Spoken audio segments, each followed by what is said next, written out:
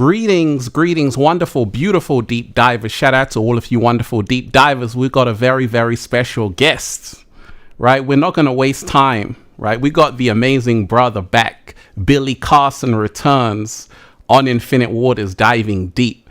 I'm so honored to have you once again. Like I say, thank you. Someone of your magnitude, all the great work you're doing. If you don't know deep divers, let me just tell you this. Billy Carson is the founder and CEO of Forbidden Knowledge, the best-selling author of the Compendium of the Emerald Tablets and Woke Doesn't Mean Broke. Billy Carson is also the founder and CEO of Forbidden Knowledge TV. Deep divers, we're going to talk about UFOs, aliens, ancient civilizations, New Earth, AI, hidden knowledge. We've got so much to talk about, but it's not about me. I'm just here to listen. I'm just here to listen. And so much has happened since we last talked. So much has happened in the whole world. The whole planet is just transformed. First of all, how have you been, brother? Fantastic. Life has been great. I'm living my best life. As I told you earlier off camera, just got married in Bora Bora on December the 4th. At the Congratulations. At 4 p.m. Congratulations. I did the 4 nuptials. So everything is great. Back from Egypt again so I spent quite a bit of time in 2023 in Egypt, over a month. And glad to be here with you, brother. Right. So let's start with this, because I was scanning the news. And in Capitol Hill, there have been some people who have been trying to block lawmakers trying to disclose information about UAPs and UFOs. So I wanted to start with asking you, why is there such a concerted effort to kind of block the disclosure and the transparency of all of this information? Yeah, they really want, meaning the military industrial complex, because that's who's running things behind the scenes. They really want to control the narrative. The narrative must be controlled for them to maintain dominance, power, and also capitalism. So if you let people from the inside start becoming whistleblowers and giving out information like Grush did, we have bodies not from this world. We have ships not of this world. Now, all of a sudden, the general population is going to be like, well, wait a minute. Well, how do they work? How do they fly? What is the technology? Why aren't you giving or disclosing the information to us? How come we can't see it? Show us the bodies. Show us the technology. If you guys are reverse engineering it, when will it be made available to the general public so that we can ease our burden and we can make life easier here on this planet? Those are things they don't want to happen. What they want to do is control the narrative. And because they control the narrative, they control the power. Because behind the scenes, they can make all different types of technologies. They can contract it out to military, and then they can also contract it out to private corporations that eventually will drip it down to the main people, the mainstream civilization, on a very slow drip by drip basis to give them the maximum amount of time to capitalize on that technology. The second reason is because there's no more money in wars on the planet. I mean, yeah, you have Russia and Ukraine, you have the thing going on in Israel, but other than that, there really is nowhere else for the United States to specifically go and, invade again and put a puppet dictator. And they've done it everywhere. They've already dominated the planet and gone and put their dictators in and taken all the resources. Now, the next big moneymaker is space. That's why we have the Space Force now, so that they don't have to answer questions like Oliver North did about where the $17 trillion went. Where did it go missing? How is it missing? What was it spent on? No more inquiries. We just tell you now, we took the trillions and we put them into the Space Force. Why? Because in some point in the future, and remember I told you this, and Dr. Stephen Greer has talked about this as well, there will be a false attack. They will take one of our own developed UAPs. They will not claim it to be ours. It will shoot at one of our military vessels, most likely a ship in the ocean, a Navy ship. And that will give them the right now to divert trillions of dollars towards the Space Force, which is a whole nother burgeoning industry that they're going to use to make multi-trillions of dollars. And a lot of people in those Pentagon offices and a lot of people in these private corporations, and the ones who sits on the board of these polytricksters that sit on the boards of these companies are going to make a lot of money behind the scenes as this money is diverted into space weaponry and a space defense and all these things that we really truthfully don't even need. A lot of them will never see the light of day. A lot of the technology will never even be fully developed. That's one of the biggest things that they do. They'll get billions and they'll start working on something and never finish it. Then they move on to another project. Right. So it's a big money maker. And then they can also make new laws that restrict and take away more of our freedoms. I call them freedoms, D-U-M-B-S. So we have a situation here where that's the ultimate reason that the answer to your question is for control, power, domination, and capitalization. So you're in Miami, and that's a beautiful place. And Miami made the headlines with 8 to 10 foot giant aliens in a Miami mall. You know, I covered that story, and some people at the scene said they saw something. I played a video where it seemed like it was a shadowy figure, then another video that it was 3 people walking across. What's your take on that whole situation? And why was it kind of put out there? Yeah, I just kept digging and digging into it. And I kind of came across the same footage, you know, that you saw, with so many people seeing something and going online and talking about the fact that they saw something, but not really having a lot of good, credible coverage to really break down and analyze. It sent what we did have to our video editors to take a look at. They couldn't make any real thing of it either. It could be a hologram. It could be a test of a hologram. It could be a psyop by the military. It could be a real alien. There's so many possibilities, but there is really no definitive answer as to specifically exactly what it was. It could be even a, you know, like I said, a psyop. It could be a test by the government. Let's test this out and just see how the people respond. Let's see how, if they get afraid. Let's see if they become humble. Let's see if they get curious and want to see if they can approach it. But what happened, whatever it was, everyone started fleeing and running in every direction and screaming. So it just proves the Brookings report again that, you know, maybe most people aren't even ready to see or talk to or encounter an alien being at this time. Right. So one of the biggest questions a lot of people have, the everyday person has, you know, they're battling this idea. Is it real or is it fake? You know, because we're often told, you know, through Hollywood what aliens look like. Do they even look like that? Are they out to get us? Are they out to harm us? What's your whole take on this whole kind of, you know, people have kind of sensationalized these aliens like they're going to kill every human being on the planet. Should we be really afraid of them, of the UFOs, the UAPs, the aliens? Are they trying to hurt humanity, or is it something totally different? I think that's a great question, and I really believe that they're not trying to hurt humanity at this time, at least. I know that in the past, according to ancient records, they came here and engaged mankind, and in some ways, they put a little bit of their boot on our neck and directed our civilization in the route that they wanted to see it go. But since then, I believe that this Earth has become an abandoned seed colony, and we're the seeds. And I don't believe that there's been any race that we've encountered for the last several, maybe 2,000 years, or maybe just slightly less than that, maybe at least 1,500, that is looking to harm, injure, pillage, steal, eradicate any mankind at all. As a matter of fact, I believe that we've been getting visited on a very consistent basis, and that we're being watched. And the fact that they have showed up at flights. Now, these flights are actual nuclear silos. They call them flights in the military. And the people that run these flights, the military officers that actually protect the nuclear silos and the coding officer that actually codes and programs the nukes, have already come forward and testified several times that UFOs showed up at these flights in different places around the world that were owned by the United States government and deactivated the nukes as a show of, hey, you guys you're not gonna use these nukes on this planet. We're not gonna allow you to destroy yourselves. I think that's the message that was being sent. Also, if you think about an advanced race of beings that are probably 1 million years ahead of us, they can cross the vast distances of space, probably using an Einstein-Rosen bridge or whatever. I seriously doubt they're gonna come to this planet and start using beam weapons and firing on us and blowing things up like you see in the movies, getting out and running around on foot and, like, you know, hunting us down.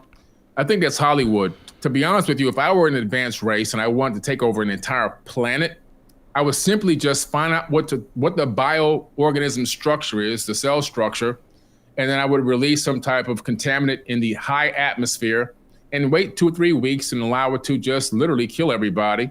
And I would just take over what already exists without having any wars whatsoever. People would lay down and go to sleep and never wake up. So it's too easy to tap into the water system or what. Why come guns blazing? I think that if they wanted to kill us, we would be dead already. Right. If they wanted to dominate us. Yeah. You know? Also, so, yeah, there was, people were saying as well that commercial pilots, they were trying to block commercial pilots from actually, identifying UAPs. So why is there such a suppression of the truth? Is there something there? I mean, a lot of people are aware that there was actually a video, I don't know if you saw it in Brazil, of these two things, these two giants on some kind of cliff or mountain, and people said it's impossible for anyone to go there. So people all around the world are having these sightings. Why is there such a big suppression of the truth, and what are people really afraid of coming out? Yeah. Well, you got to understand that the government is in bed with the political and religious system. And those two systems are the systems that are programming our reality around the world. It's a matrix. It's a knowledge matrix built on dogma. Polytricksters are full of dogma, and so are our religious figures full of dogma. That dogma programs our base reality and gives us an illusion of what life is really all about and who we are and how we're supposed to live. And so once you discover that that dogma has a loophole or a hole in it, and it's really the fact that we're not the only people in the world. We're not the only people in the universe. There's other beings coming to visit us on a consistent basis. Well, wait, who is their savior? Who made them? And all these questions start popping up. All of a sudden, people begin to start asking too many questions that can't be answered. And now people are leaving out of religious centers. Maybe people are starting to question the government too much. Can you protect us or can you not protect us? How can you stop these? You can't stop them from coming here. If they wanted to kill us, they can. So now we don't believe the government can even protect us all of a sudden. So now we lose faith in them. We lose faith in their ability to stop these people or these beings from going back and forth. So it raises all these questions. So now we're pulling out of religion. We're pulling back on polytricksters. And all of a sudden they're losing domination and losing control. And that's something they don't want to lose. They don't want to lose a grip on us. The religious system alone is worth multi-trillions of dollars per year. More than all of the Silicon Valley corporations combined in 1 year. Religion supersedes that. And that's something they don't want to relinquish. And of course, don't forget about the entire polytrickster system with all the money they take in. And so once we start questioning things too much, we begin to wake up, our eyes open, we begin to see behind the veil. Right. And if that happens, it's the collapse of their whole system. Well, that's the thing, because children ask these questions. Where did we come from? What's the meaning of life? And I truly feel that Pandora's box is about to be opened. Someone's trying to make sure it doesn't get open. But like you said, we've been manipulated so much. When we take a look at ancient civilizations, I was listening to someone, an architect, saying that we can't build the pyramids today. With all the technology we have, we can't do it. So how come they were able to do it thousands of years ago? Because a lot of people said they didn't even have the tools to build a pyramid.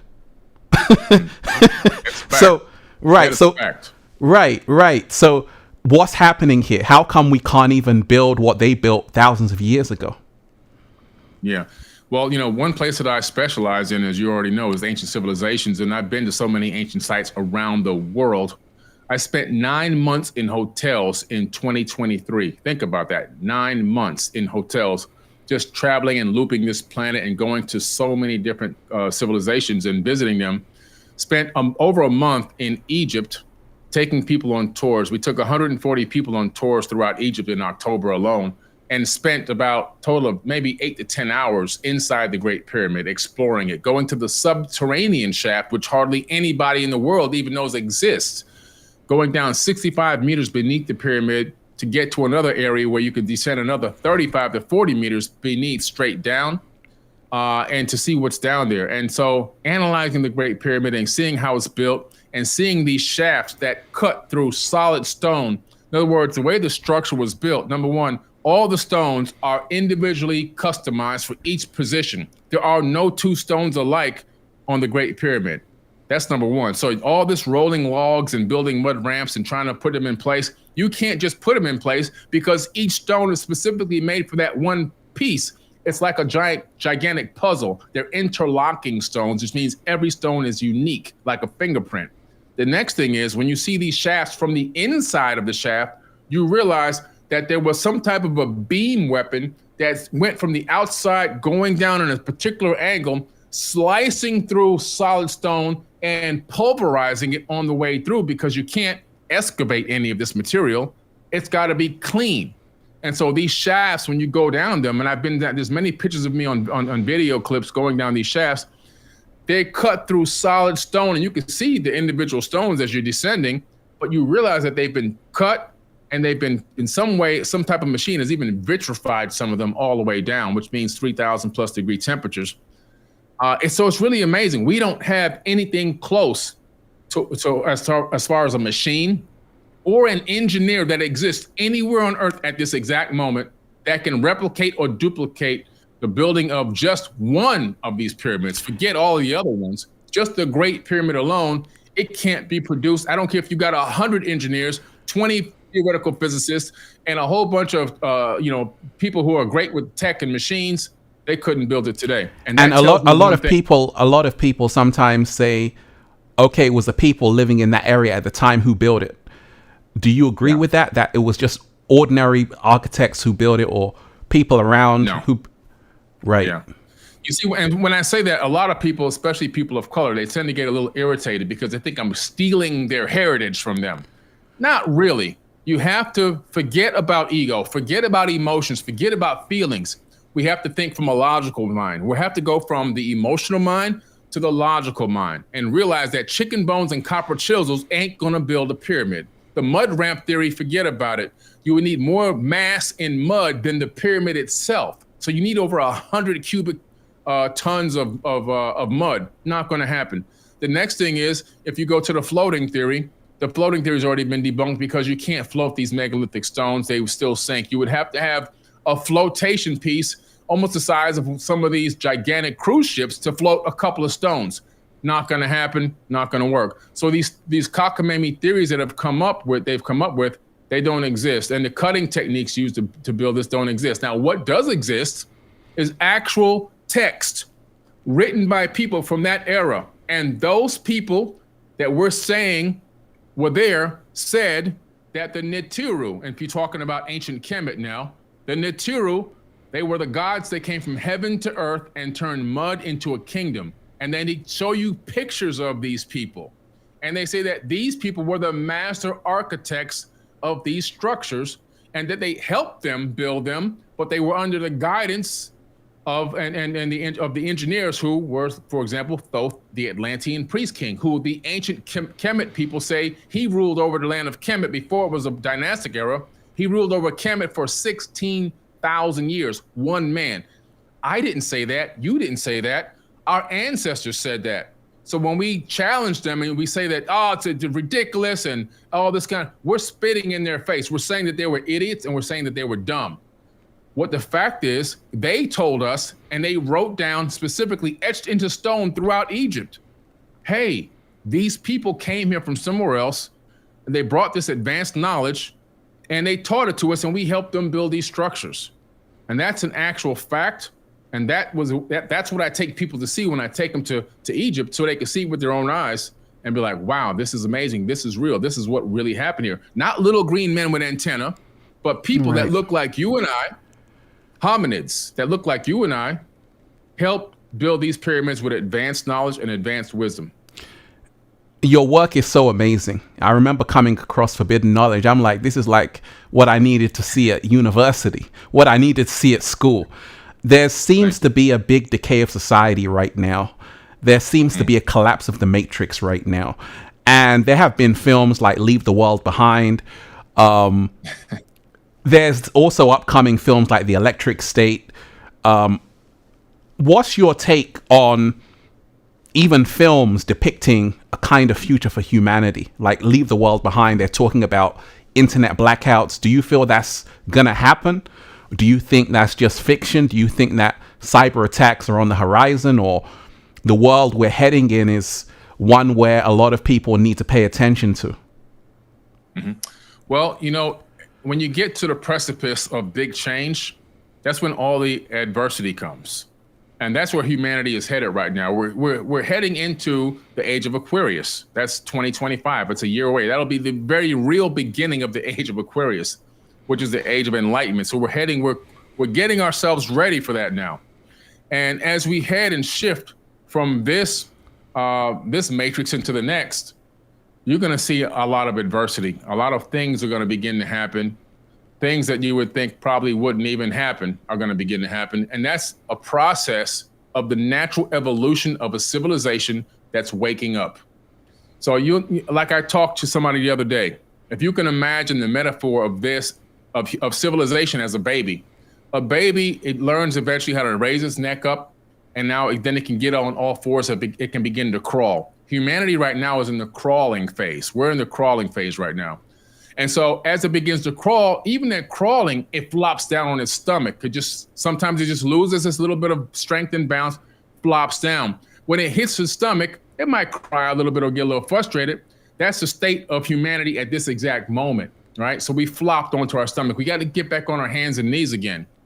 Eventually, as we continue to awaken by just through consciousness, studying, persevering, research, investigation, asking questions, becoming more knowledge of self, we will then reach up to the edge of a little table or a little couch, and we'll pull ourselves up. And you'll see a lot of things begin to change very rapidly, and civilization will just begin to advance, and things will open up, and opportunities and economic systems will begin to shift and change in so many different ways. But after that baby takes a first couple of steps, what happens? It's going to fall. It's going to plop down hard. It's going to cry for a few minutes. That's going to happen to us. That could be a cyber attack. That could be an EMP attack. That could be, it could even be a geological disaster. There's so many things that can happen, but we will fall. But then guess what? We already knew how to crawl. We knew how to stand up, and we knew how to get to the edge of that table and pull ourselves back up again. So we'll pull ourselves back up again and take a few more steps. We'll fall again. But it won't be a crying this time. It'll be like, oh, this is normal. I'll pull myself up again. Eventually, we learn how to walk. And what is walking? Walking is a series of controlled falls. That's the actual definition of walking. And eventually, we'll walk, and then from there, we'll run. Fantastic. Now, I've been doing this work. You've been doing this work. And you probably know that what goes viral is kind of shock. People are addicted to violence in this society. Bad news. 100 people dead here. Crazy things happen. So many people, there's a great awakening happening, but I still feel so many people are still in that shock. They want to be shocked. They want to be entertained. It's like a gladiator arena. Are you not entertained? So how come negativity has become so much more addictive than positivity on this planet? Like bad news. All of the news stations, it's just full of bad news every single day. And people consume it, but it's not only the news, it's people want it. People don't want to be inspired. People don't want positivity. People don't want to just chill on the beach and relax. It's like people are addicted to terrible things happening. What's going on right now? You said the key word, addicted. Right. Just like you can be addicted to sugar, cocaine, any other type of thing that can influence you, marijuana or whatever, you can be addicted to fear. You can be addicted to drama, trauma. And so what's happened is because of social media and because of everything showing up instantaneously in the palms of our hand, just by looking down and swiping, we get access to drama and trauma from all around the world instantaneously, even faster than the nightly news can put it out. It's there on your feed before anyone else gets it.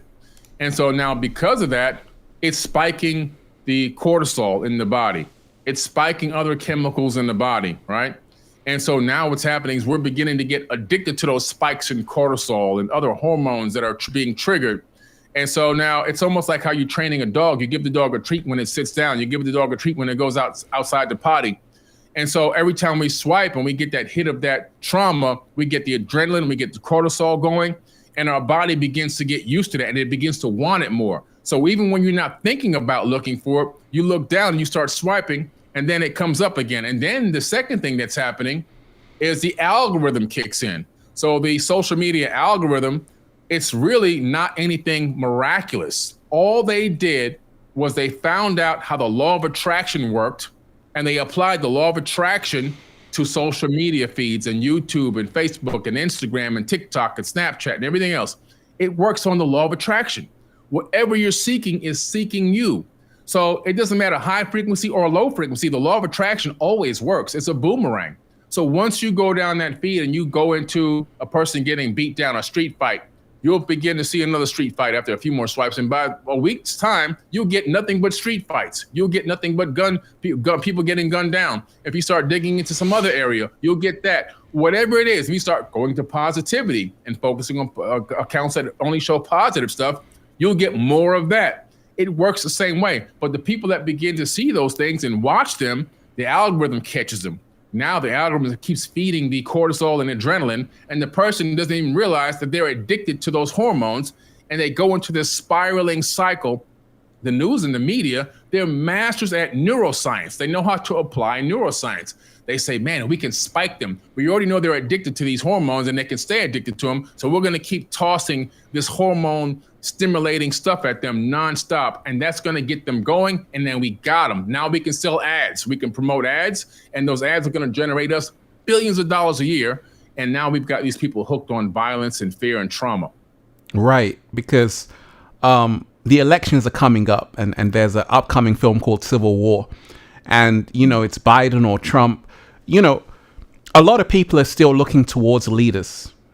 One of my mentors by the name of Krishnamurti said, it's no measure of health to be well adjusted to a profoundly sick society. And have you ever wondered why we have leaders? And I always thought about that. Have we ever wondered why we have leaders, why we need leaders? But apparently we do, right? And so many people get into this as soon as it's the elections and people get hyped up and Democrat, Republican. In your mind, do we need leaders? In my mind, we do not need leaders. What we need to do is become leaders. You see, it always goes back to the same thing. We keep giving away our power. I talked about this the other day on a live I did. We keep relinquishing our power to these outside sources. We keep believing in someone else that doesn't even have our best interest at heart. And we're willing to die for that, fight for that, kill for that, suffer for that. And these people can care less even who we are. They don't even know our names. And so we have to begin to realize and see beyond the veil and realize it's not about them. It's about us. What can I do to be my own leader? Let me start leading myself. First of all, can I stick to 10 things that I say I'm going to do every single day? Can I lead my family in the right direction? Can I keep up my promises to my own self and my family? Why, if I can't even do that properly, why would I even give that away to somebody else to do? Why would I be sitting back, kick my feet up, watch the world burn, and wait for somebody else to do things that I myself should be doing? That's why I tell people every 4 years, I go down to the voting booth, just like everyone else.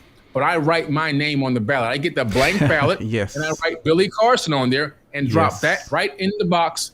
Because guess what? I am my own president, and everyone needs to become their own president. And when we all take that mindset, this planet will shift overnight. If everyone did that on voting day, imagine the power and the message that would send out, and everyone goes home as their own president, leading and guiding and believing in themselves to make a change in their neighborhood, in their city. Instead of waiting for somebody to come clean up your city, why don't you get people together and go clean up your city? Why don't you guys go raise money to build a new park for the kids? Why aren't we doing this stuff for ourselves instead of waiting and hoping and wishing, when we should be the ones taking over and doing what needs to be done ourselves? It's always the mirror.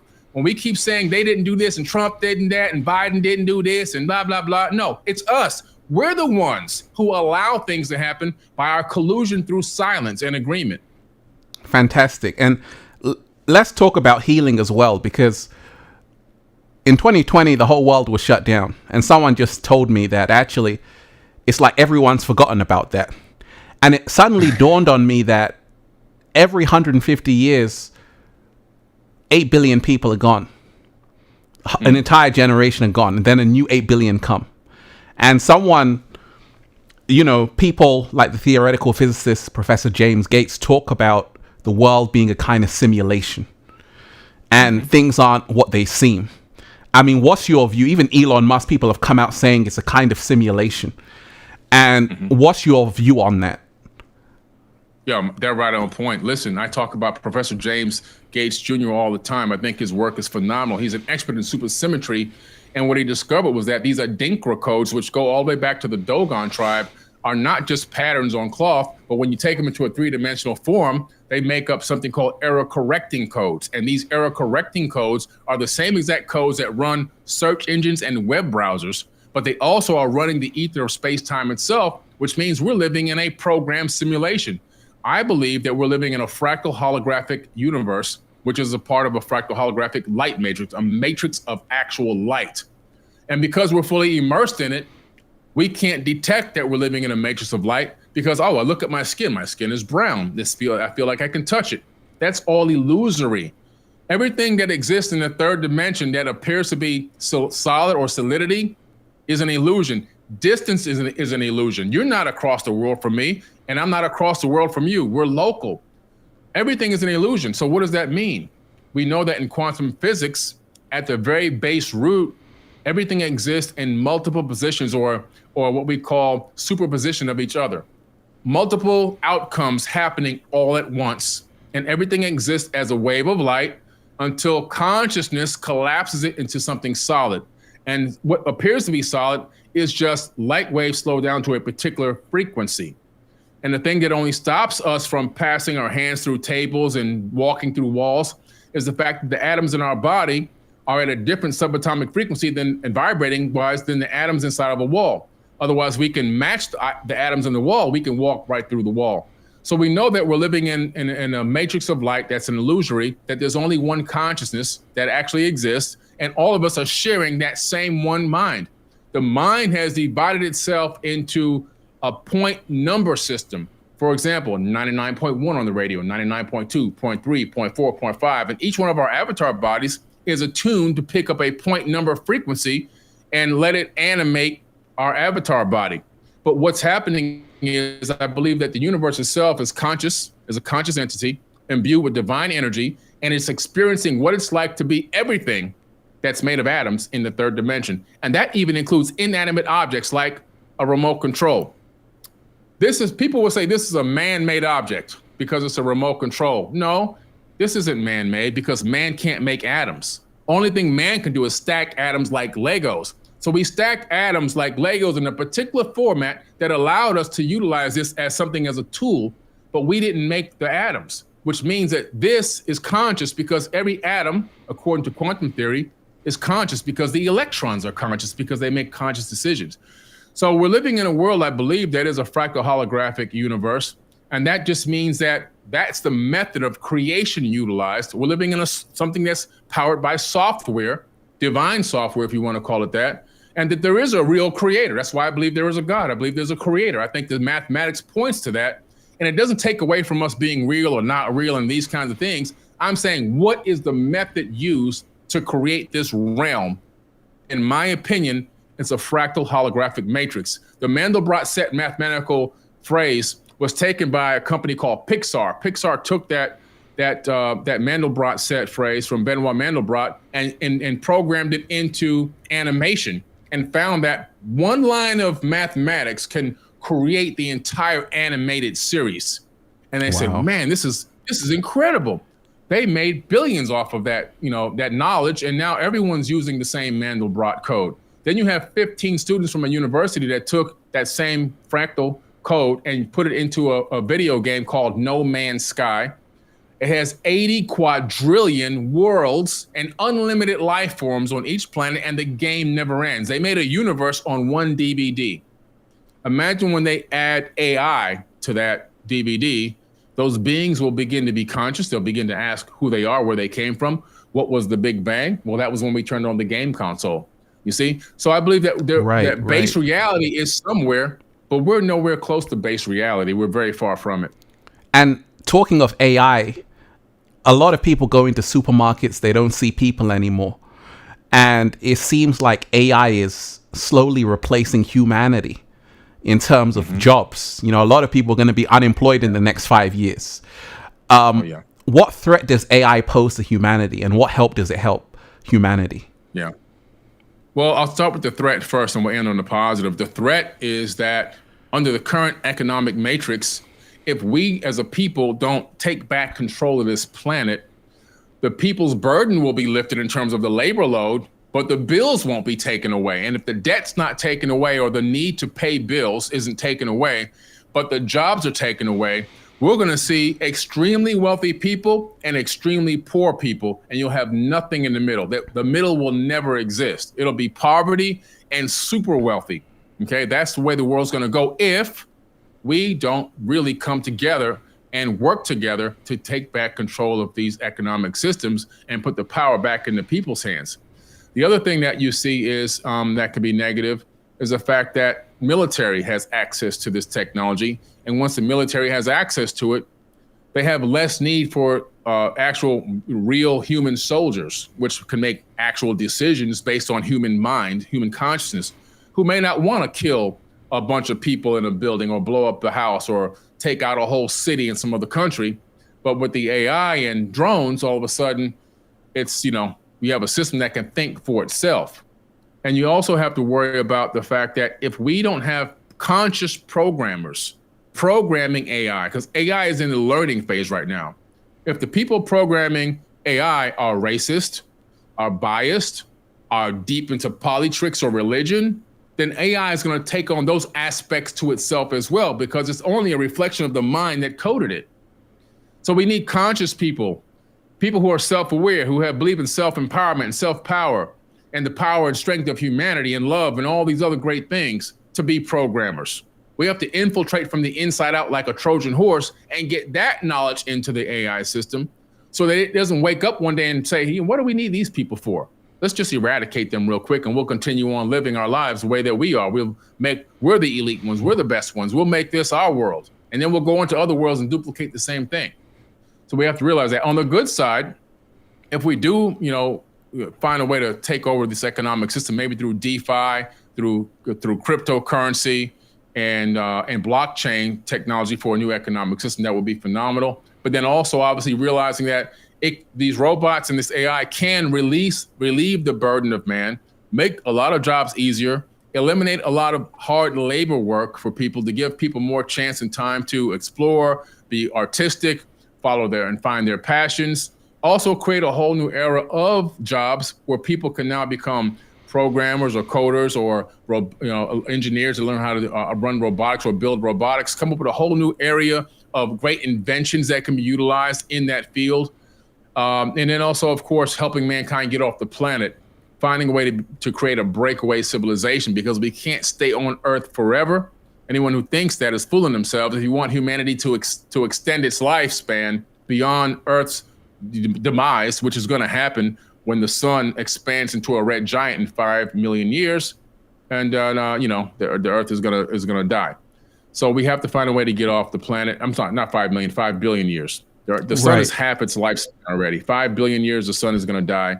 It's going to expand to a red giant and destroy all the inner planets. Sounds like a long period of time, but on geological timescales, it's a very short period of time. We need to begin to plan now. How do we get out off this planet? How do we get out into space and reclaim our birthright, which I believe is space travel? Right, and you seem to have the big picture in your mind, which is, I always say, that's a secret. Once you can have the big picture, you're no longer a slave to the matrix. How do you stay grounded, though? Because a lot of people right now on this journey, waking up, sometimes it can be like they're serving two masters. They're working in the matrix at the same time. They have some certain information. How do you yourself stay grounded and propel yourself forward with everything that you know without going crazy? Yeah. Or being overwhelmed with the information. A lot of people get overwhelmed. And what I've seen over the years is some people get so overwhelmed that they become zealots for conspiracies. And so when I say that, what happens is they go too far. Everything is a conspiracy. Everything is fake. Nothing is real. Atmosphere isn't fake. Nothing, oxygen is not real. I mean, they go too far to the other direction. And some people, it really impacts them in an emotional sense because they become very empathetic, or they were already empathic. And so what happens is they begin to try to feel everything, and they're feeling too much. And now it's all the sorrows of the world are filling up their emotional bucket, and they can't take it anymore. So to stay grounded, you have to realize that the first thing you have to realize is love always wins. When you can see the big picture, like you said, the far out in the distance picture, but it's real, it's there, it's tangible. If you look at history, no empire can persist forever. Love always wins.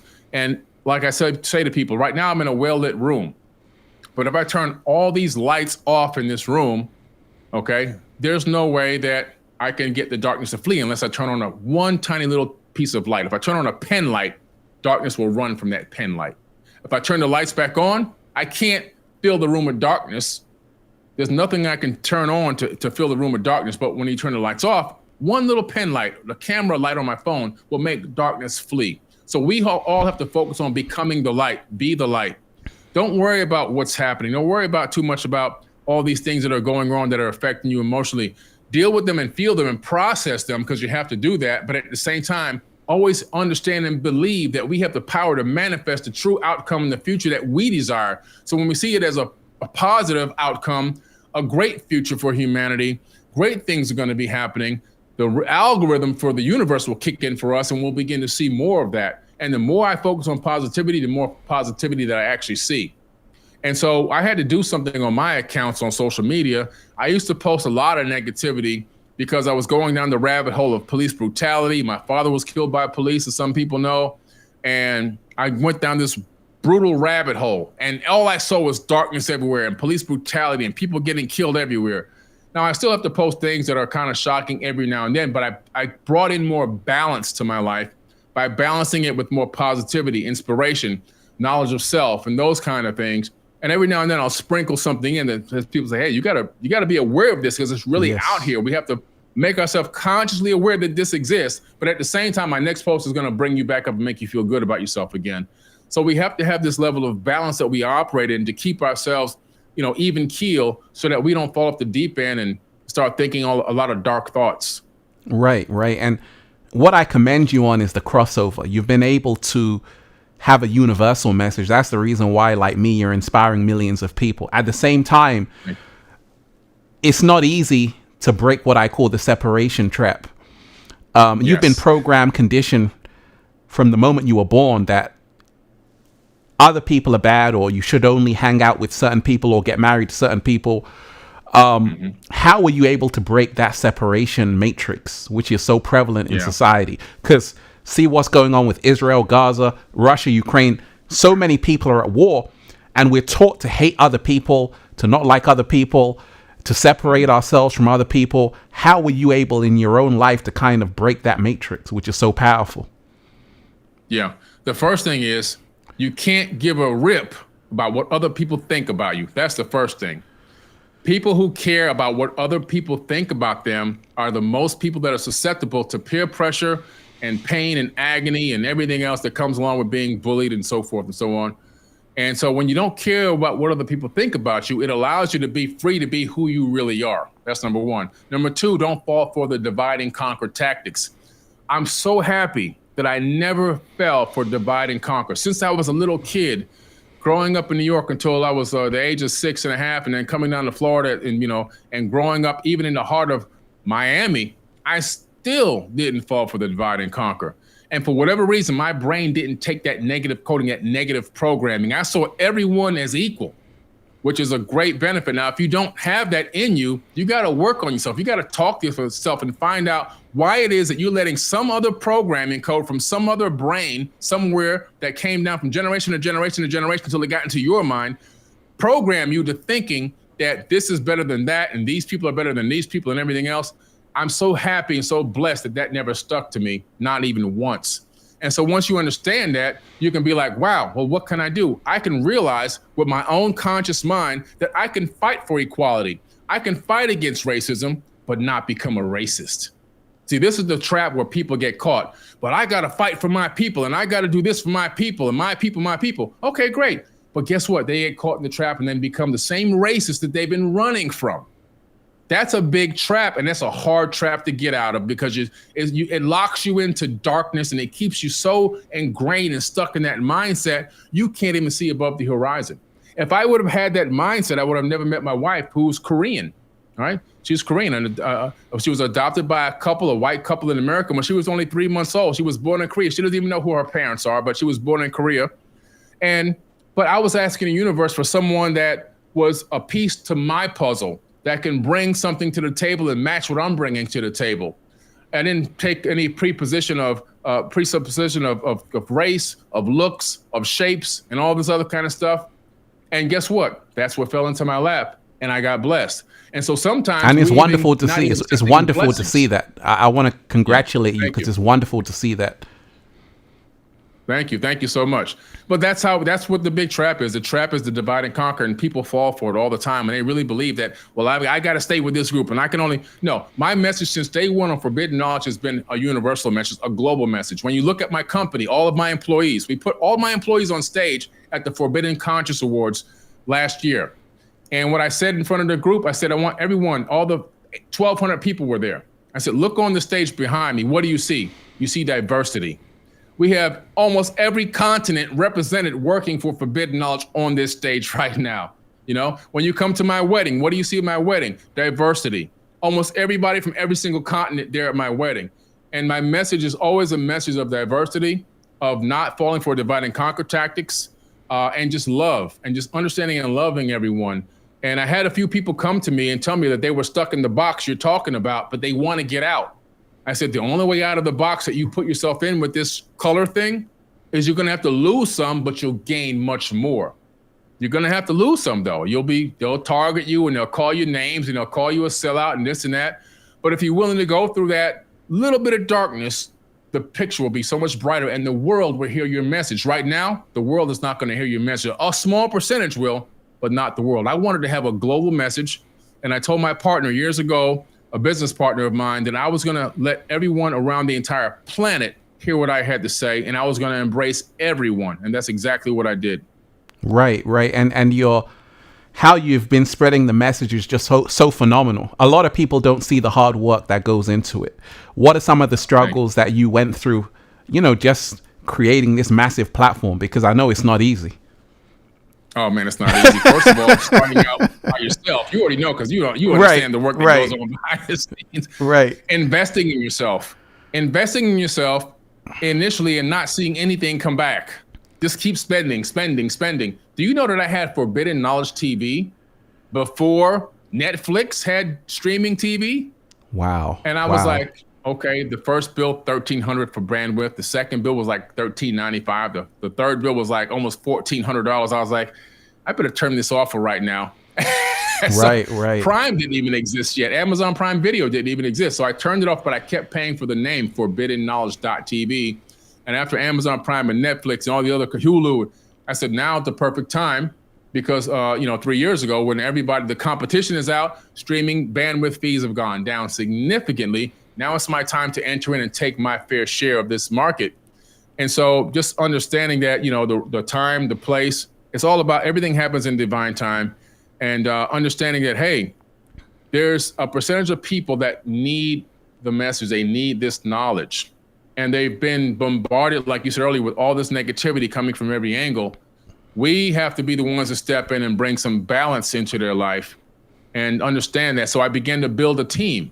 And when I started building a team, that's when things got much better. In the beginning, the suffering and the pain was wearing 1,000 hats and trying to do everything, and literally working almost 24 hours a day, working my fingers to the bone for no money. No money. People have no idea. Like, I was making money on the stock market to pay my bills, which I still primarily, do that now. But it's a whole other game now. The company's doing phenomenal. We've gone from a one-man show to a multi-conglomerate corporation with e-commerce, book publishing, record label, streaming TV network, events and conferences and TV appearances. And now we're in our third round of funding, and we're heading into Congratulations. our IPO in about 120 days. Thank you. Yeah. So we'll be on NASDAQ eventually. So we're going in the right direction. But the sorrow and the pain in the beginning will make anybody quit, because, as you know, the average person will be crushed under that kind of pressure. and it didn't crush me. It only made me stronger. You know, I remind myself when I was younger and how influenced I was by sound frequencies, the music. And when I take a look at today's generation, there seems like there's a big effort to kind of brainwash people through the music. I know you've got a record label. I know you had a great song. I forgot your artist's name. One of Donny Arcade, exactly. You know, powerful music. So how come a lot of conscious music is not getting the limelight it deserves in the mainstream? And there's such a push for negativity, degrading women, violence, you know, killings amongst each other. It seems that someone is cutting a check somewhere in some office. Some record executive is cutting a check and saying, hey, go and kill yourself. Hey, go and, you know, why is there such a need to do that? You know, from these people on the top. These record execs, they've realized the power of applied neuroscience. They've realized the power of manipulation, and they've realized something we talked about earlier in this podcast, the addiction to cortisol and adrenaline.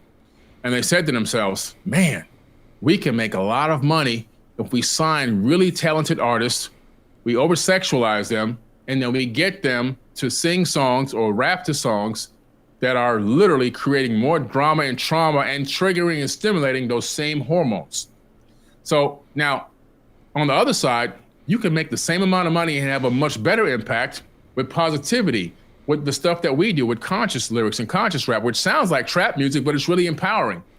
But they say, no, all they could think of is the dark side.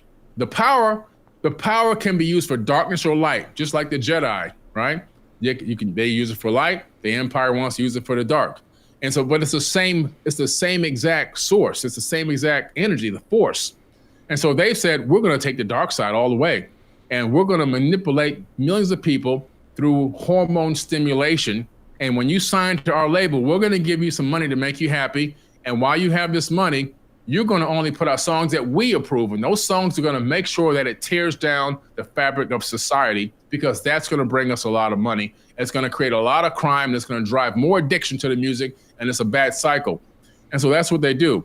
And so, but people found that listening to 432 hertz music, 528 hertz music, with empowering lyrics, with just as talented artists as that are doing the dark stuff, can have the same and more positive effect and give you a release of different types of hormones and uplift and enlighten and inspire people from the inside out and get them to be positive and happy and spread that message. So, you know, because how I see it as well, you know, what I see, me being a content creator as well, and I see that things are speeding up on the planet. We're in a quickening.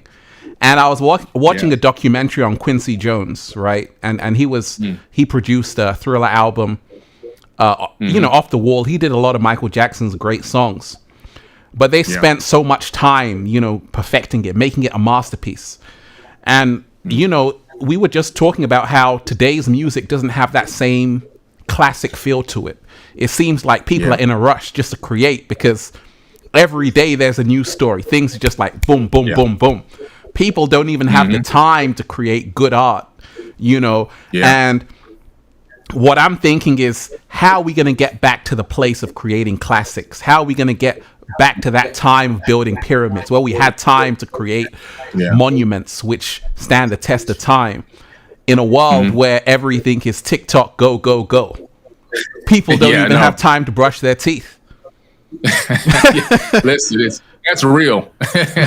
But, you know, the beautiful part about this civilization is everything is cyclical. It's cycles, right? We're living in a cyclical civilization. So rise and fall. Bell bottoms come in, bell bottoms go out, bell bottoms come back again, afros come in, they go out. Different types of outfits and clothes that people wear, you know, the mullet haircut comes in, it goes out, it comes in. So we're living in a cycle, a civilization full of cycles. And just as we had gone through, you and I fortunately lived through the cycle of real creativity and real art and music, and now we're in the garbage age. Eventually, we're going to get back to that real, true creativity, real passion, real love, real quality production in terms of what the message coming from the artist was and how it was put out. We'll get back to that, because we're living in these cycles. And so right now we're in a cycle of, you know, mumble rap and and detriment and kill my brother and rape my sister and give them drugs and pills and take pills and drugs, and I want to kill myself. That's what's going on now.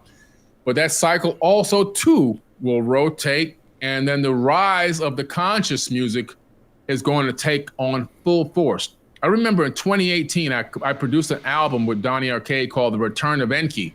And that album hit Billboard for 8 weeks in 4 categories. Wow. And that's when I said to myself, the time is coming.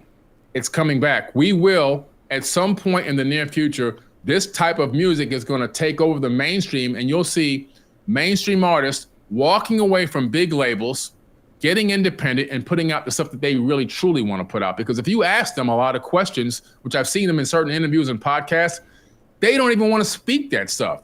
They've been forced to in order to keep that paycheck coming, because now they have this lifestyle.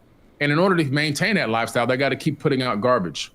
Right. And I said that we're entering the age of truth right now. And then Cat Williams said that as well on his viral show with Shannon Sharp, And it seems that anytime a celebrity kind of, and I always say we are the real celebrities anyway, but anytime someone in the Matrix kind of says something about exposing the industry, kind of goes viral. And it seems like that's what people are really after, And I heard Kanye West talking about how we're just entertainers. There's people above us which are far more powerful.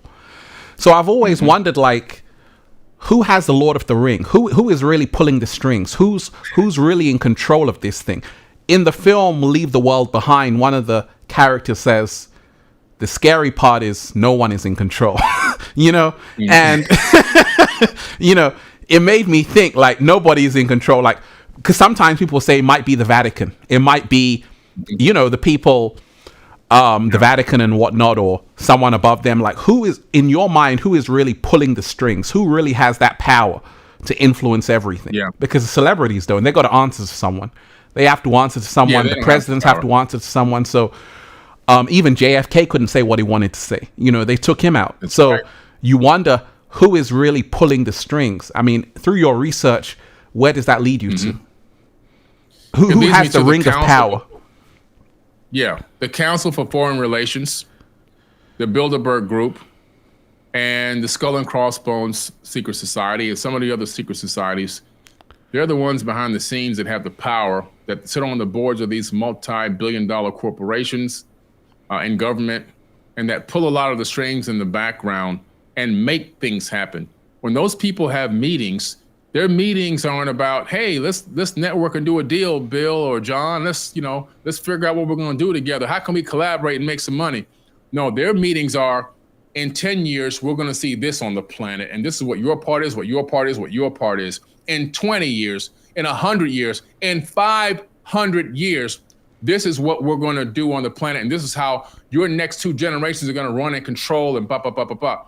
Those are their meetings. Their meetings aren't, hey, man, let's see what we can do. What do you got going on? No, that's not what their meetings are. Their meetings are about control and domination from the beginning to the end, and what role each one of them are going to play and how they're going to play it out for generations. They plan for hundreds of years in the future.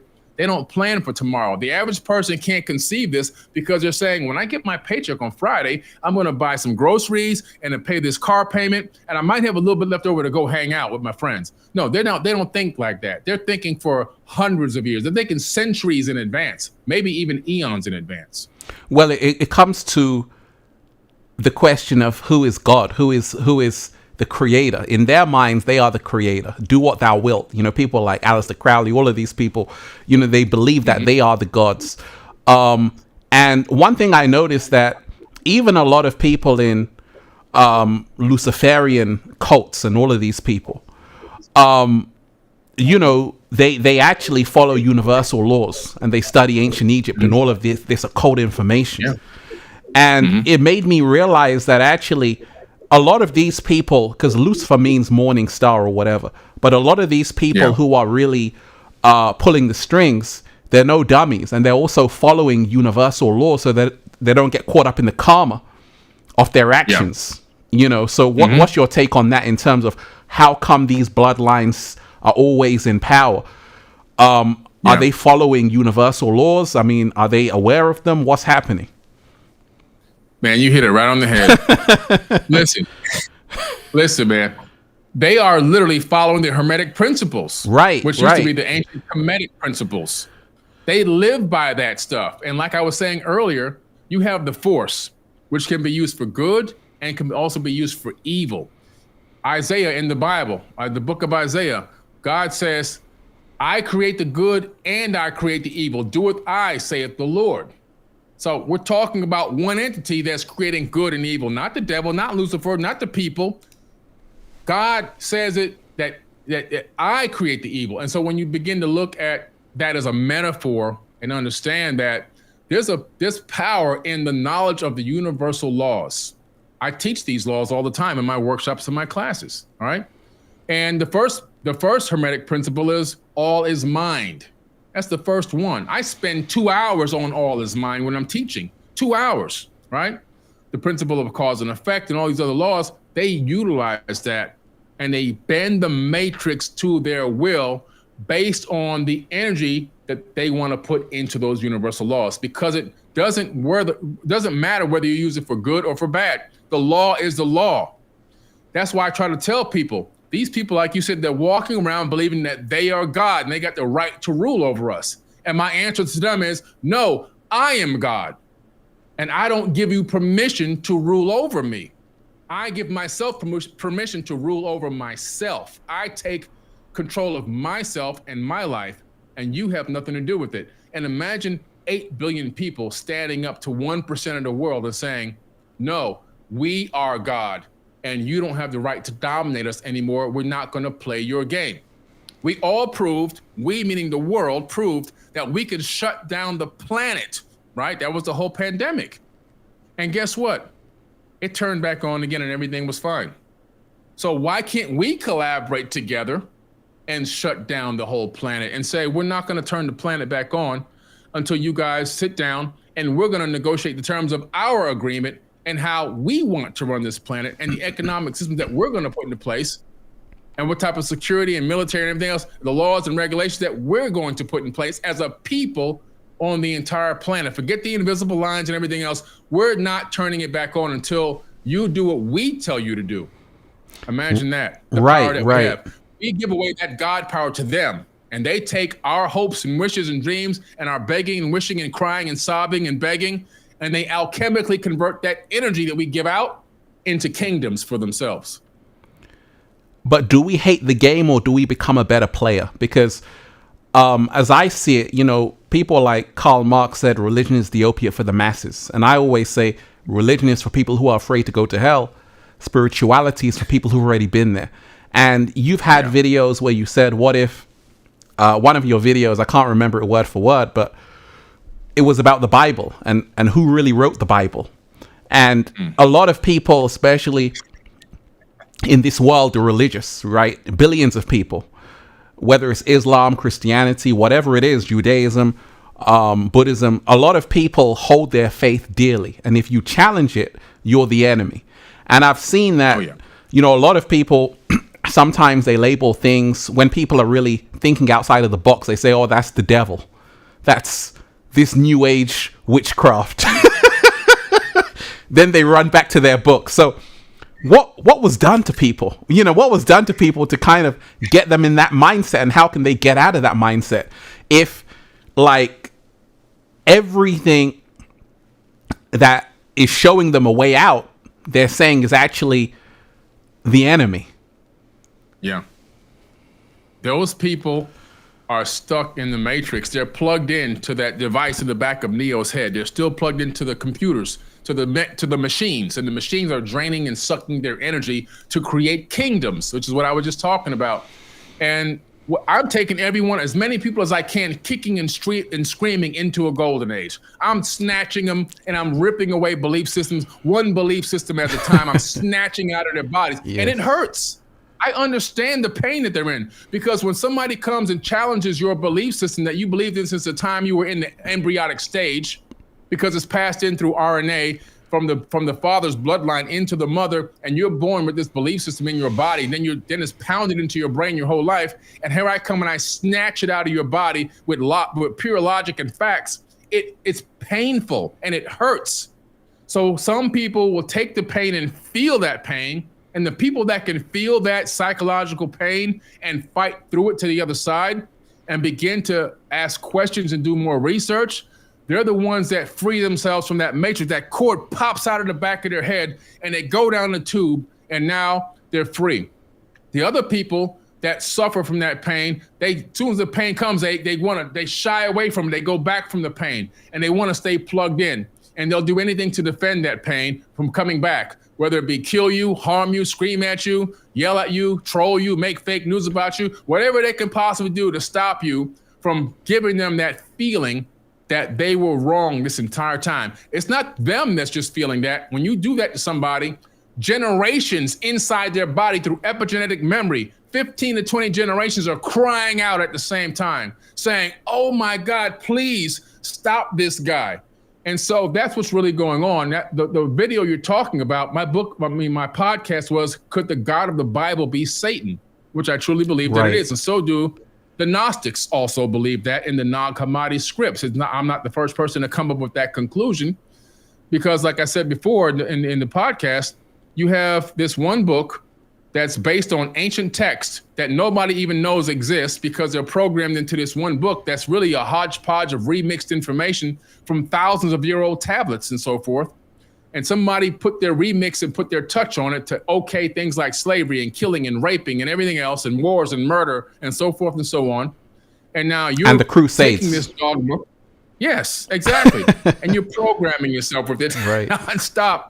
And here I come and say, this entity that you're running from, this Satan entity, most likely is the person that orchestrated this book in this particular remixed format in order to lead you to your demise, so that you're worshiping and praying to the same one that you've been running from.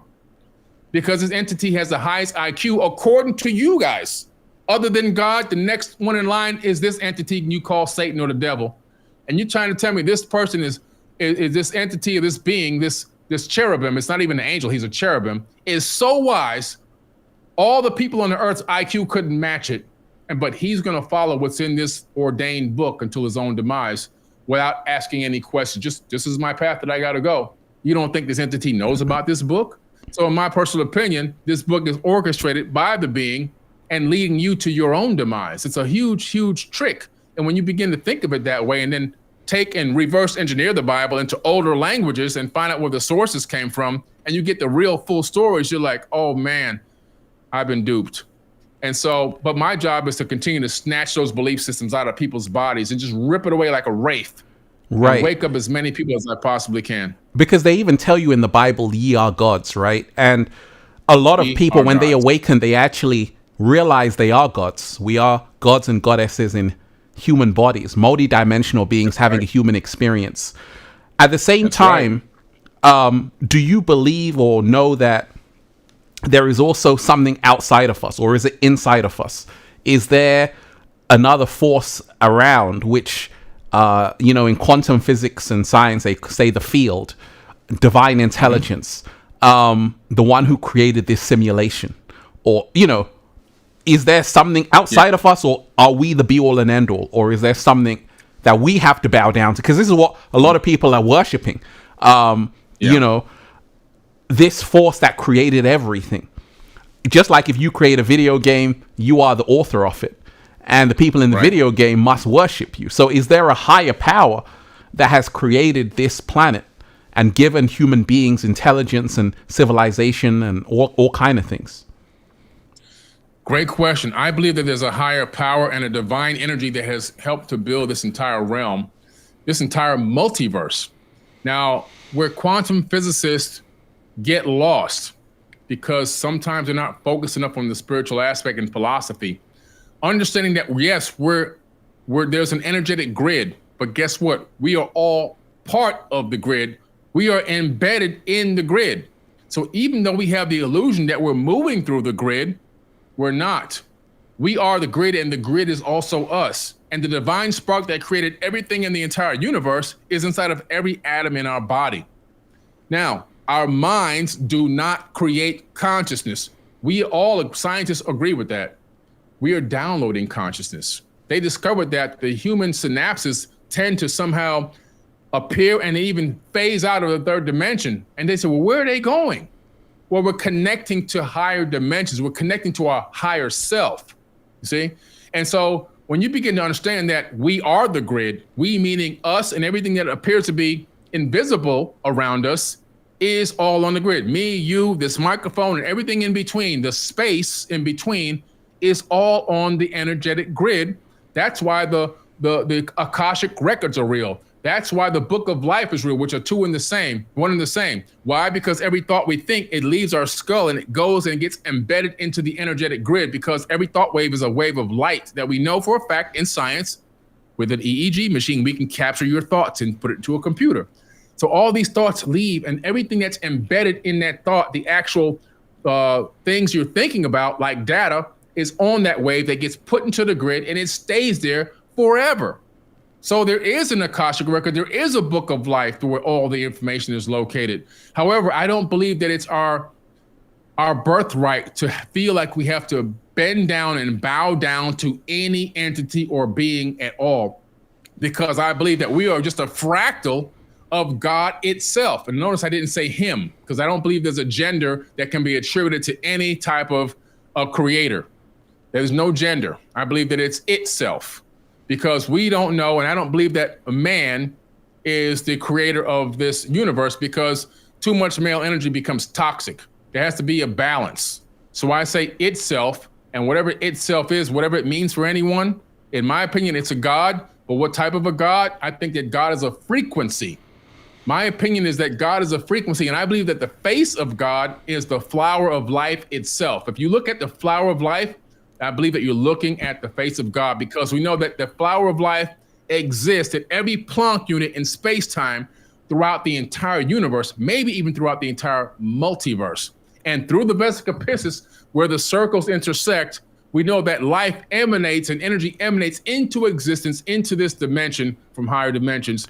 And so I believe that bowing down is a low frequency. I believe in the law of attraction, and I believe low frequency brings back low frequency. So bowing down and begging and groveling, if I connect you to an EEG machine and connect it to a computer and put a cosine wave on the screen, I'll see a very low frequency, which means a high trough and a low bow with wide spaces in between.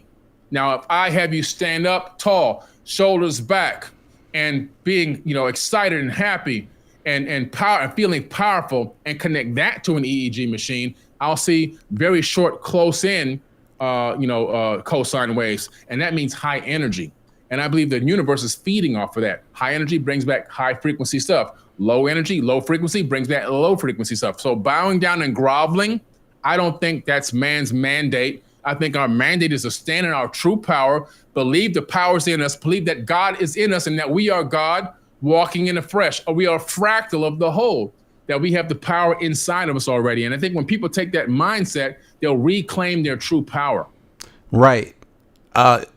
You're into music like myself. I play the guitar as well. So I always know that low and high notes, you need that for music, just like you need positive and negative for the battery. Right. So a lot of people who are waking up sometimes, or who are really about, the new earth and going to the next level, sometimes they just want to be righteous. And I always say, wait, that's a trap as well. Because part of the battery is positive and negative, right? So a lot of people have told me, sometimes I talk to them in a certain way, they say, oh, I thought you were spiritual. I'm like, oh, you're right. You're right? Because I'm sure it's happened to you as well, because people forget that you have both sides. You're not just this super saint. You have the yin and the yang, the positive and the negative. That's authenticity, right? So how do you deal with people who just want you to be perfect, the perfect Billy Carson, who is just always so-called positive without no negativity? Right. So I'm glad you said that. Another thing that I do, I purposefully do my own social experiments. And I'll post some things sometimes that might get people a little perturbed or tweaked or whatever you want to call it. Like somebody comments negatively on something, I might screenshot their comment and reply to it in a very educational way, though, and repost that. Some people go, I thought you were this spiritual guru. How can you post this? I'm just showing you guys. I'm giving you a reflection of what I see. I'm showing you. I'm giving you a reflection back. So sometimes you can take note, like, maybe I shouldn't just randomly start dropping these crazy comments on people's comments, content and posts. But also, I didn't start, but I got on the podcast with Elizabeth, my wife, her biohacking podcast, because on there we're very transparent and we talk about ourselves like normal people and our goods and our bads and the things we did and the things that we've gone through. So people can see that I'm like a normal person. I have the ups and downs I've been through. I've been homeless, you know what I'm saying? I've struggled. I was poor. You know, I walked around with holes in my shoes. You know, I went through all these different stages of life. I made it rich and then lost it all in the real estate collapse, so that people can see, oh, wow, this guy's really relatable. Like, he's a regular person. I'm not a saint, you know? It takes a lot of focus. It takes a lot of meditation. It takes a lot of self-work to maintain a certain level of your persona to where you can get through and move through a lot of things that will really tick you off on a daily basis. It's a lot easier to get angry, to flip off somebody, to curse somebody out. That's like instant. That's a piece of cake. But it takes more restraint and conscious work to, like, take a minute between the response and the reaction, you know, the situation and the reaction, to take that response time and make a little bit of a space in between, so that you can really analyze the situation and figure out how you're going to come at it or not come at it or go around it or whatever. And so that's part of the growing process. And I'm still in the growing process. Every single day, I have to learn how to grow more and more and more. It's a never ending process, because the darkness is always in you. It's in every single person. You have yin and you have yang, like you said. You can't eliminate darkness. Anyone who thinks that they're going to be able to completely eliminate darkness is fooling themselves. What you can do is learn how to control darkness. That's all you can do. Learn how to fight it, but you can't stop it. Right. And we don't want to remove darkness, because this whole universe is dark energy, dark matter for a reason. And darkness absorbs light. Right. So congratulations, you just got married. In today's generation, a lot of people are searching for their soulmate, their twin flame. They're searching for the one to complete them, or, you know, just a partner in life. And, you know, you have dating apps, Tinder, all of these apps, yet people still have no success. What do you feel that people need to learn about attracting a mate into their life that's going to be a partner in their life that they need? Right. The first thing is they have to take away all these requirements in terms of physical requirements. That's the first thing. Take away the physical requirements. Take that and slide it out. Once you slide that out, you got half the battle What if people won. say, well, males are visual creatures? How we're programmed biologically. That's a fact. But the universe knows you, and it knows what you like and what you want. It knows you by who you are. But once you start putting that in, I fell for that trap. And I actually got with that person and got married to that person for over 20 years. And I felt like I did a 25-year sentence. Okay. Wow. It was a horrible situation that I was in. I didn't want to leave because I wanted to make sure all my kids at the time were all grown up and gone off to college and got out of the house and everything. So I stayed because of that. But that was a long time to spend in the wrong situation. And I did that because the person caught my eye, and I went, even though I knew the person wasn't really right for me, I strictly went off the looks only. I went off the body only. I was only going for that. Oh, it didn't matter. Things will work out some kind of which way, right? But at least I got that to look at. Man, that's hollow. And if that's what you're gonna follow, you can literally waste some of the best years of your life. I was lucky enough that I maintained enough vitality and strength inside of myself to be able to move on until I found the real person. That's the real, lifetime mate for me. But I think that's a big problem. The next thing is to focus on yourself and get in love with yourself. A lot of people don't love themselves and they're looking for love. You can't find love unless you love yourself. You'll find something out there and think it's love, but that's an illusion. It's not really love. You have to love yourself. You have to be happy with yourself. When I took time off to myself, I took myself on dates. I hung out with myself. I spent a lot of time with myself.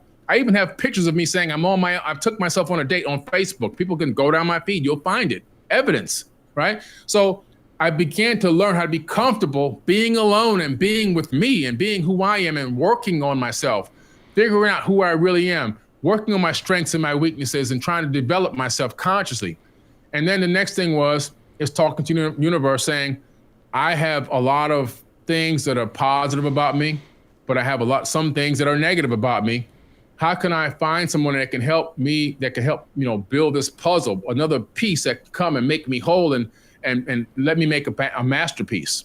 And that's exactly what came along. And I didn't worry about the size, the color, the race, the shape. I didn't worry about any of that. What is this person bringing to the table? Because I know I'm gonna bring the whole damn table. What is this person gonna bring to the table? Right. I didn't want to go on another rescue mission. I did rescue missions before. No more rescue missions. I'm not going on the body type only on anymore. I need brains, and I need somebody that can bring something to the table or bring their own table with them. And that's what the universe brought me in Elizabeth. And I'm so happy right now. Well, it's inspirational to see, because I always say you need that along your journey. You've just written a new book. Congratulations. Please talk about it. And what was your inspiration to write this book? Fantastic. Let's talk about it. I love that. I need I'm going to get a copy. I'm going to support it. Most definitely. When is it coming out? Is it out? Where can people get it? It's out now. It's on Amazon. The Epic of Humanity is on Amazon right now. It's a bestseller already. It's only been out for 1 week. And it's #1 in Assyrian and Mesopotamian civilizations, prehistory, and Babylonian history. So it's #1 in 3 ancient history categories. And on Amazon, there are 32.5 million books across all categories. It hit number 50 on the bestsellers list in 1 week. Congratulations. Yeah. That's a phenomenal achievement. And talk to us about what the book is really comprising of for the audience and the readers. We're talking about the real epic of humanity. We're going all the way back, millions of years, right? We're going to the Pleiadian star system. We're talking about, and it's all based on ancient texts, scriptures, papyruses, cylinder scrolls from all around the world.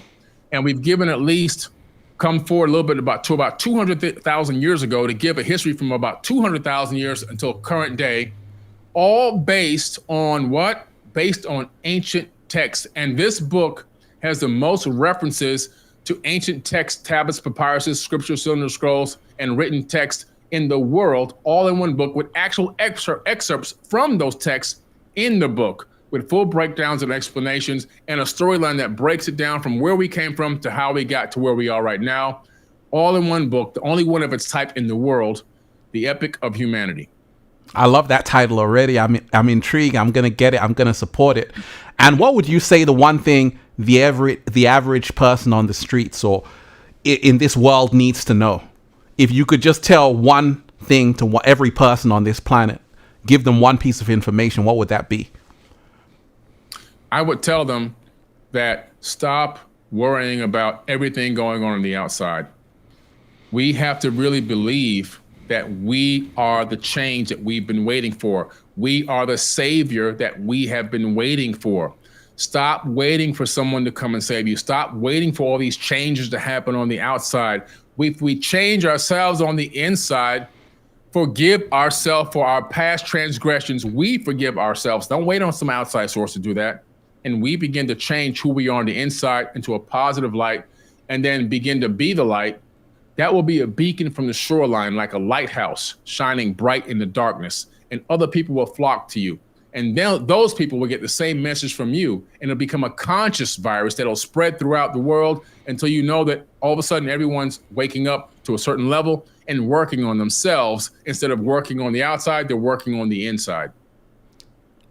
Amazing, amazing. And, in the society, we've seen that a lot of people who have really tried to uncover the truth and expose the truth, they kind of meet some resistance from some other forces,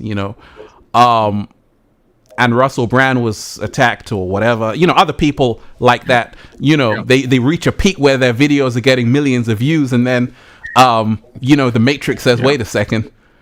In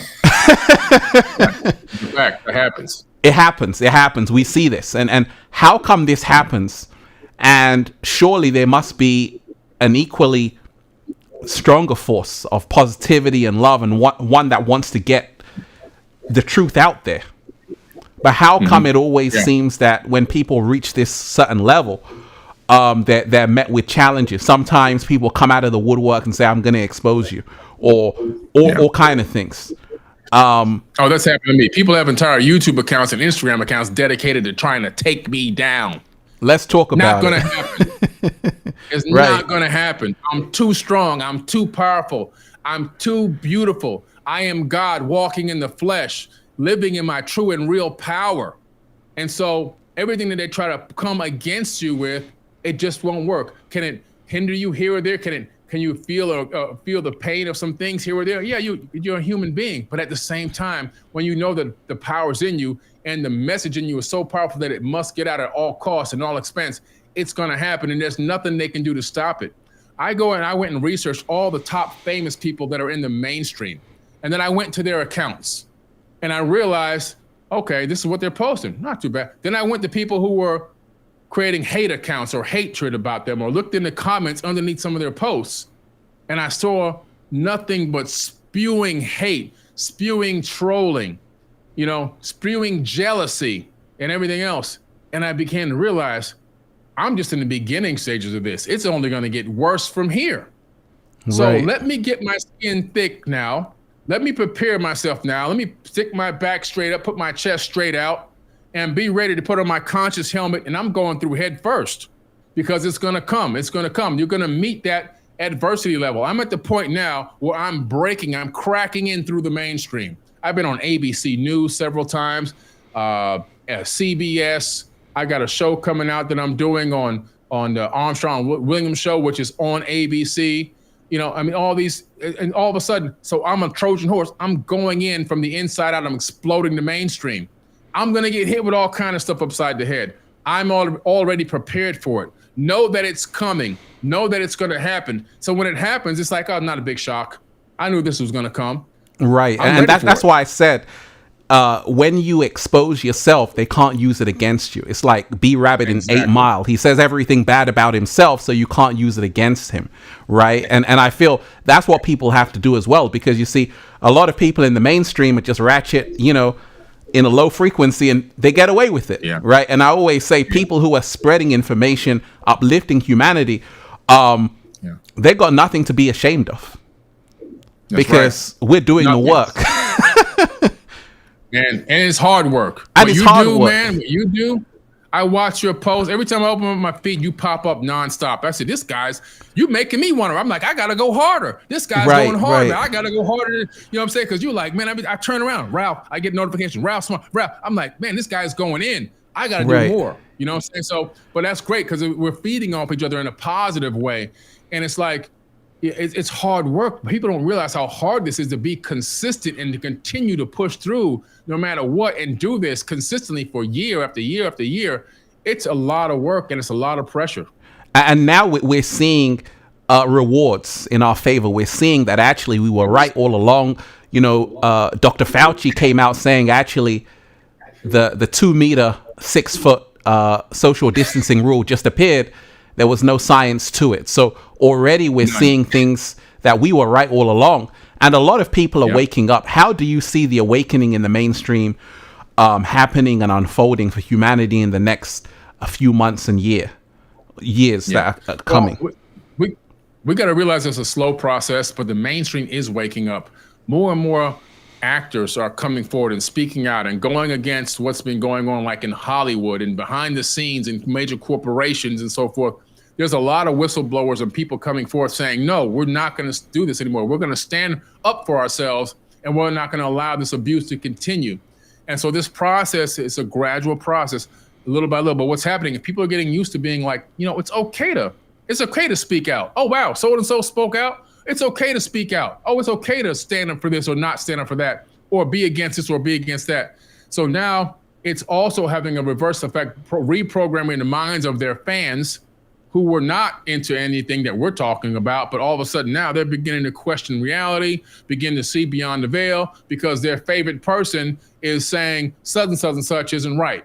And so now they're digging into it too. So they're becoming researchers. So it's this weird effect that's happening. But in the next 5 to 10 years, I think things are going to take a major swing in the opposite direction. And I really do believe, like we talked about earlier, the era of better music that we experienced years ago growing up is coming back in all aspects of reality and humanity, this gradual, slow process back towards beauty and real art and consciousness and love and appreciation, and the divide and conquer, and the realization that these divide and conquer tactics actually exist, and they've been separating us from our brothers and sisters this whole time. And the people at the top, they don't even care about race. They just want to keep us separated and fighting each other so they can make all the money. And that realization, I believe, is going to come forward within the next 10 to 15 years. Right. And, I always have to commend you on how, you don't look a day over 25. Right, you look mad young, and it's not just me saying it; it's just the truth. So, thanks, man. I'm looking at a science journal saying that there's a jellyfish that never dies. Right, there's a jellyfish in the ocean that's immortal, and I'm like, that's incredible.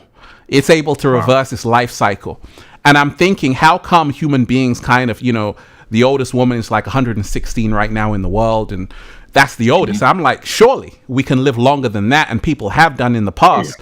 Yeah. Is this lost information coming back to humanity that actually we can actually live a lot longer than we have been? Oh yeah, it's all coming back now. So geneticists discovered that chromosome number 2 in the human body was taken out and fused together about 200,000 years ago. And then telomere caps were put on each end of the chromosomes, which limit our lifespan. Around 200,000 years ago. Why is that important? Because around 200,000 years ago, the Sumerian tablets talk about the tale of Yahweh, aka Enlil, Yahweh in the Bible, coming back and seeing this tower being built into the heavens with a Shem being put on top. And in the Bible, it's the Tower of Babel. Right? Like I said, the real story is always in these ancient tablets. But Enlil gets pissed off at the humans because he's like, whatever they set their hearts out to do, they can achieve it. And he realizes that, wait a minute, they outnumber us. I need to do something about it. I can't allow this to happen. So he destroys the tower, and he takes the people and he confuses their language. He changes their language, makes them speak different languages. He has the people spread them out around the world into different regions so they can't collaborate. And then he says, my seed shall not abide in man forever. His years shall be 120. That exact quote made it into the Bible. The exact way I just said it is in the Bible, where Yahweh in the Bible says their years shall be 120. And guess what they found out at Harvard? They found out at Harvard that because of this chromosome and these telomeres, the mankind's lifespan maximum is 120 years under the most pristine conditions. Wow. Now, they've shortened that with pharmaceuticals and processed foods and everything else, but that's our real lifespan, 120 years. So they said, now go back into the ancient texts and tablets, we discover that mankind was living way more than 120 years prior to that event. We know that even in the Old Testament of the Bible, there's people living for 900 years and so forth and so on. And the Sumerian kings list in the Ashmolean Museum in Oxford, England, there's people that were ruling for 36,000 years. One guy ruled for 28,800 years. So wow. That's just a ruling time. What about the lifespan? So we know that lifespans are these avatar bodies have the capability of living for a very, very, very long time. The technology to understand it is now finally coming back. But the same Harvard scientist discovered how to stop the degradation of telomeres in mice, and he got mice to live 3 times their normal lifespan, which means now they understand how to extend life just by that one method. That's one of many, which means that if we don't take back control of this planet, they're going to sell us time. That's what's going to happen next. Right. You go, oh, you want to live to 50? Well, this is what it's going to cost you. You want to live to 100? Oh, this is what it's going to cost you. Oh, you're in this class of people? You can only live to 50, then you're done. We need fresh people in here. See, so we have to realize that they are going to have the capability of controlling lifespans now. So we have to really be studious in taking back control of this planet. Right. And one fascinating thing I find is that, there's a saying that all life is sacred. Some people believe that, and some people say, actually, no, every life feeds off another life form. And I'm plant-based. I've been plant-based for over 18 years, but I'm open-minded, right? I always say, eat whatever rocks your boat, right? I'm open-minded to see from both perspectives, right? So I know in the wild, it's, kill or be killed sometimes, but there's a balance there. And I was listening to one guy on the Rogan podcast saying that actually, even if you're going after some kale, we are all here to consume each other. Something consumes that kale. Yeah, we're consuming. I mean, the Right. kale is alive. The kale, not only is kale alive, we've discovered now that plants are conscious. I'm not just saying it philosophically. I'm talking about like scientifically, they're conscious. They can sense when somebody's next to them. They could even, in some cases, sense different colors. They have they have a brain. Their entire body is the stalk or the stem itself and all the branches and leaves. It is the whole brain. It is an actual living brain. And they also feel. They were able to connect plants to a machine that sends out frequencies and sounds, and they even scream when they're being hurt or injured. So we're talking about consuming conscious beings when we talk about consuming plants. Now, like I said earlier, even the atoms in this remote control that I'm holding in my hand are conscious, because we know electrons are conscious from the double slit experiment in quantum physics. So that means the remote is conscious. That means a rock is conscious. That means my clothes are conscious. And imagine teaching a child from a very young age that everything that exists, whether you think it's inanimate or animate, is actually conscious, because it's made up of conscious atoms. And you must respect it and treat it with dignity and respect. Imagine raising a kid that way, and imagine raising generations that way. What kind of planet will we live on now? This planet would be miraculous. We would be living in heaven right now today. Absolutely. I mean, that's phenomenal. That's truly well spoken, because you have to realize everything is conscious, everything is alive. And brother, I just want to respect your time. Thank you. And once again, you've really, this has been a blockbuster. You've packed this show with so much amazing information for all of us to really digest. And I always want to keep these shows really impactful and short and sweet, and you've done that. And please give people the details of where they can find your work, where they can find your new book, what else you have upcoming and going on. Yeah. Okay, great. Thank you. Well, you can get everything on forbiddenknowledge.com with the number 4. That's why I hold up these 4 fingers all the time. Forbidden Knowledge with the number 4, forbiddenknowledge.com. Or my TV network is Forbidden Knowledge TV. You can get it on your app store, Apple TV, Roku, Amazon Fire TV, iOS App Store, Google Play Store, or the web at 4bk.tv. I'm a best-selling author now of 3 books. The Epic of Humanity is my newest, hottest bestseller, available on Amazon. And upcoming this year, we have the 2nd annual Forbidden Conscious Awards coming up in Miami. We'll have 1,850 people there this time. Last year was 1,200 people. We want to see Ralph Smart in the house. I'll be there. Listen, you're going to get nominated, so you have to, because people have already been voting and putting your name in the voting box. So you got to tell people, more people to vote for you. And Thank you. Really Thank done you. by real votes, and you might actually win a Conscious Award down there in Miami. So we have that coming up in August 2nd, 3rd, and 4th. No problem. It's going to be, this one's going to be 10 times better than even the first one. So it's going to be mind blowing. And of course, we have 2 big tours coming up. One tour of Turkey coming up in September. Y'all spend my birthday with me. I'll be going down with you into Derinkuyu, an underground city built in ancient times to hold 30,000 people. To Göbekli Tepe, Karahan Tepe, and all the ancient sites around Turkey. And then in October, I'm going to take a huge group of people on private tours of Egypt for 12 days. So those tours and the information also on forbiddenknowledge.com. And you can also become an investor in Forbidden Knowledge and own shares, where you can earn and learn by going to forbiddenknowledge.com. Amazing, amazing. Once again, and lastly, a lot of people feel something major is coming this year, 2024. There's been something big happening every year since the start of the decade. What's your take on that? I believe since we're heading into 2025, right? So we're at the beginning.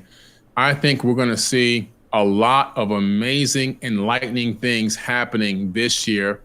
A rise in the support of the consciousness of humanity, a rise in the support from mainstream individuals co-signing or approving or talking about things that you and I are really passionate about that you never heard them talk about before. I think that's going to be a huge sign going down into this year that we'll begin to see more of these mainstream people begin to lean more towards the information that we're passionate about. Once again, the amazing Billy Carson. Deep Divers, go and support that book. Check that book out, that new book by him. And once again, thank you for taking time out of your busy schedule. Everyone is busy right now, especially with what you're doing. But thank you so much for blessing us with your knowledge. And much congratulations to you and your wife. And once again, I'll see you again to dive deep, because we will have even more to talk about. But thank you so much for taking time out of your schedule. Thank you. Appreciate it. Thanks a lot. Okay. Thank you. Thank you. Okay. Deep Divers. Thank you, everyone. Thanks to everyone who's been here once again. Thank you for joining me. Deep Divers, this was a powerful show. Smash that like button and share the video. Smash that like button and share the video. Once again, thank you to the amazing Billy Carson for joining us. And I'll see you again, Deep Divers, on another show with another amazing guest. Become your greatest version. One love to each and every one of you. Peace.